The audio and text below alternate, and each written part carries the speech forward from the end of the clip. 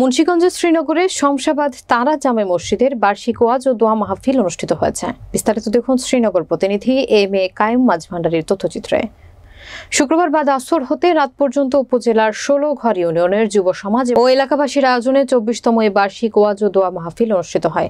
শেখ মোহাম্মদ আবুল কাশেমের সভাপতিত্বে এবং তারা জামে মসজিদের খতিব মুফতি বিল্লাল হোসাইনের পরিচালনায় এতে প্রধান অতিথি হিসেবে উপস্থিত ছিলেন বিশিষ্ট শিল্পপতি দেওয়ান নাসিরুল হক।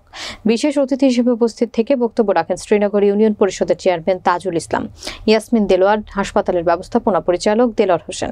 প্রধান বক্তা হিসেবে ওয়াজ করেন ঢাকা বাইতুস শাহ আহমদ জামে মসজিদের খতিব মুফতি ফয়জুর রহমান সাদিকি।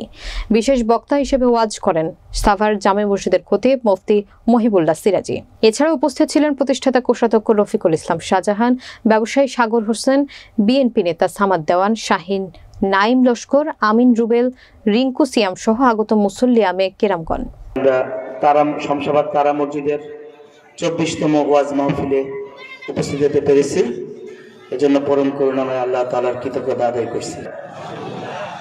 আসলে আমাদের দেশে এখন ওয়াজ শোনার মানুষ খুব কম। পাশে যদি একটা গান হইতো দেখতেন অনেক মানুষ। যাই হোক, এখানে আসলে শমশাবাদের এই ওয়াজে কিন্তু সবসময় মানুষ বেশি হয়। আজকে ইনশাল্লাহ অনেক মানুষ এখানে উপস্থিত হয়েছেন।